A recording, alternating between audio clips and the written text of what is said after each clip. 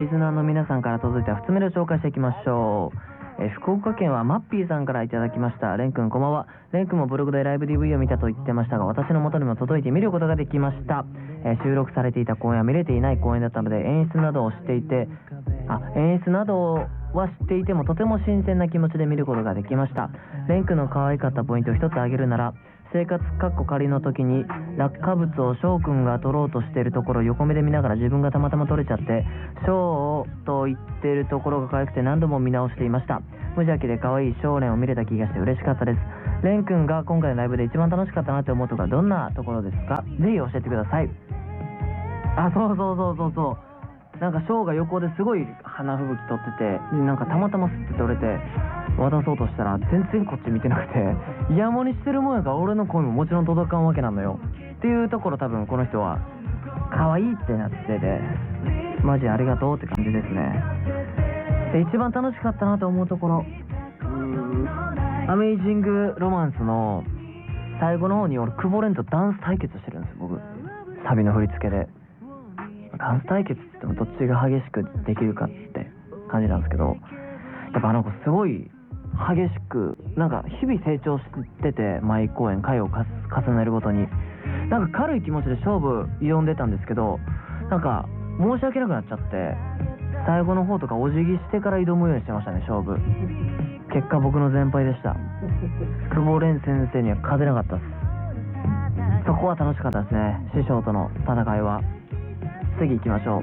神奈川県はスミルコスモスさんからいただきました。レン君こんばんは。キング&プリンスコンサートツアー2020ランドの DVD を拝見させていただきました。ランドの世界をまた見ることができて幸せな気持ちでいっぱいでした。アフターパーティーでは今回のコンサートの思いやプロデュース曲についてのお話などが聞けて嬉しかったです。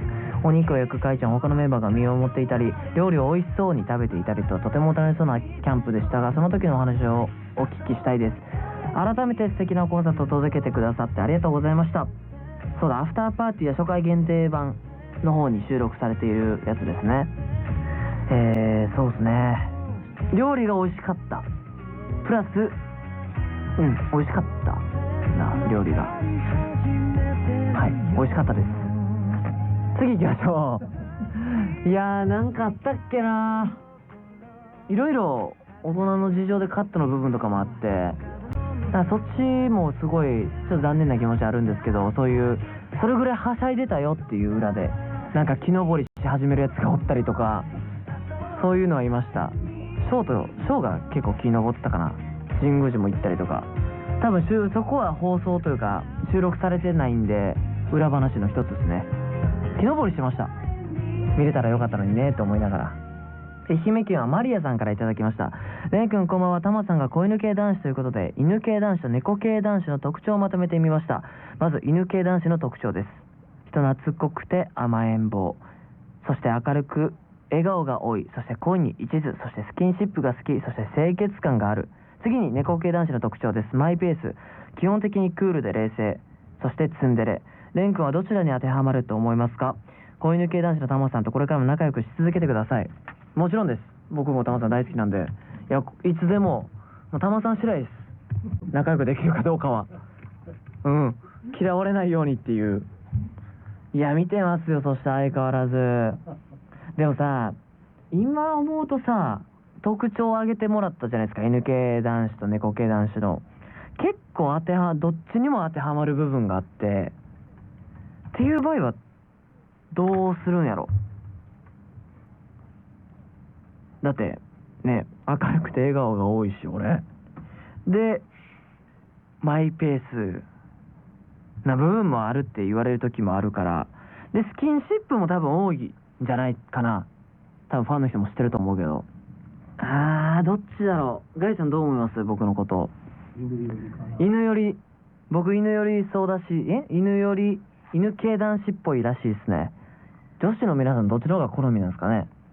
犬系、猫系。でもタマさんがやっぱ犬系男子やることによって犬系派にグッと傾きそうな感じしますけどね。いやー、気になるな。それも間宮さん、ド S 先輩が多分猫系ですよね。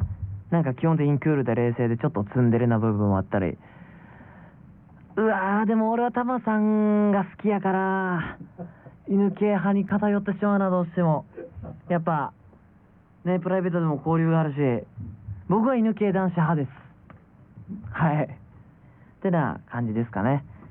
その他にも質問や感想、伝えたいことなど、どんなことでもいいので、番組あたりメッセージを送ってください。宛先はエンディングで紹介します。ここで僕、永瀬廉からのお知らせです。ついに日付発表されました。5月17日から放送される NHK 連続テレビ小説、おかえりモネに及川亮役として出演させていただきます。キング&プリンスのライブ DVD& ブルーレイコンサートツアー2020ランドが現在発売中です。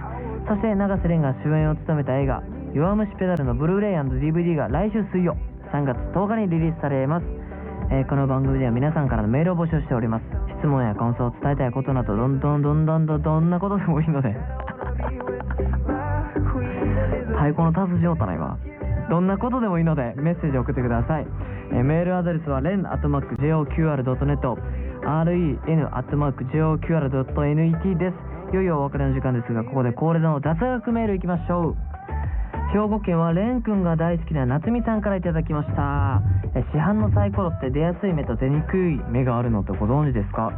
掘られている面積が異なるため重心の位置がずれて5が出やすく2が出にくくなっているらしいです。でもこれはカジノとかのサイコロはちゃんと縫製されているらしく、市販のものだけだそうです。もしサイコロで何かを決めるときは5を選んでみてくださいね。はあ、すげえ。どういうあれなんやろな。面積が多いのはシンプルに考えて6やけど位置が一番少ないわけやん。だから重心掘られてたり掘られてなかったりする面積が大きければ多いほどいいってわけでもないのね、多分ね。びっくりした。じゃあなんかであったら5ですね。ありがとうございます。お相手はキング&プリンスの永瀬廉でした。それではまた来週、バイバイ。埼玉県山田くんに会いたいミキさんからいただきました。山田くんこんばんぬ。こんばんぬ。私は山田くんに会いたくて震えてる女の子です。震えてるまでは書いてません。大学4年生の女子です。先日ジャニーズウェブ内の、永瀬のつぶやきの中でキング&プリンスの永瀬廉くんがゲームで4000ダメージを取ったことを山田くんに宛てに報告していました。私は正直あまりゲームに詳しくないので、4000ダメージがどれほどすごいことなのかわからないのですが、山田くんとファンのみんなに報告したくなるくらいきっとすごいことなんだろうなと思い、微笑ましくなりました。山田くんもジャンペーパーの中で、永瀬廉くんが日本アカデミー賞新人俳優賞を受賞したことを祝っていたりと、本当に仲がいいんだろうなと感じております。最近の永瀬くんとのエピソードがあったらぜひ教えていただきたいです。よろしくお願いしますと。そうですね、レンとはまあ2日に1遍ぐらいゲームやってるかな。一昨日もやったかな。で、この4000ダメージの凄さってどう伝えたらいいんだろうな。そのゲーム内でそのバッジっていうのがあるわけですよ。ミッションをコンプリートすると、達成するともらえるバッジみたいなのがいくつかあって、で、そのダメージのバッジが、要は2000ダメージを超えると、ハンマー1個、斜めってるハンマーが1個っていうのがもらえるんですよ。バッジとしてね。斜めってるハンマーのバッジ。で、2500を越すと、斜めってるハンマーにギザギザがついたバッジがもらえるんですよ。で、3000ダメージ超えると、その斜めってたハンマーが、縦ハンっていうんだけど、縦に立ったハンマーがもらえるのバッジがもらえるのね。で、その4000ダメージっていうと、そのダブルハンマーって言って、斜めったハンマーが、こうバッテン状になってるハンマーがもらえるのね。で、それがマックスのバッジなの。ダメージとして。そのダブハンを取るためにみんな頑張るみたいなところがあるわけですよ。あと、まあ、ワンゲームで20キルバッジ、爪痕バッジっていうバッジがあるんだけど、その爪痕ダブハンのバッジをつけてるプレイヤーはマジで強いから気をつけろみたいな。要はそのチャンピオン部隊にその爪痕ダブハンがいたら、うわ、怖えなみたいな。ちょっとチャンピオンとぶつかりたくないなみたいなことを思うような威嚇バッジ。他のプレイヤーに圧を与えるバッジではあるんだけど、まあ、取れないんですよ、4000ダメージって。これね、伝わらないと思うな。でもどれだけすごいかって。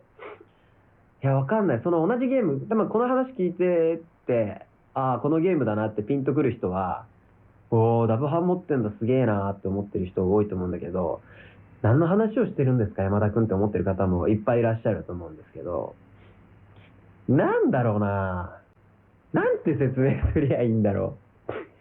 凄さか。これが、その表現として合ってるかどうかわかんないんだけど、ペットボトルをさ、こう上に投げて、キャップ側で立つ確率って相当低いじゃないですか。それを、10連続ぐらいで成功するぐらいの確率かな。いや、言い過ぎかな。でも最低でも5連続は絶対しないとダメ。8連続ぐらいじゃない 8 から10連続で成功する確率と同じぐらいじゃないぐらい、まあ、取りづらいバッジなんですよね。本当に上手な人はもう連続でその4000ダメージって取るんですけど、僕らレベルで言うと、4000ダメージって本当に、この何年かやってきて、取れるか取れないかみたいな。うまい方ではあると思うんですけど、本当に上手な人からしたら全然僕ら上手くないと思うので、ある程度できるねぐらいのレベルの中で4000ダメージっていうのは、やっぱり僕らとしては嬉しいバッジなんですね。ってな感じです。伝わったかな。一回やってみるといいよ。ゲーム名は言えないけど、これもうわかると思うから、やってみるといい。多分1000ダメージも、初めての人取れないから。多分、取れて、初めてだと多分100とか、200とか。初めてで1000いったらマジで才能の塊だと思う。すごいと思いますよ。ってな感じですかね。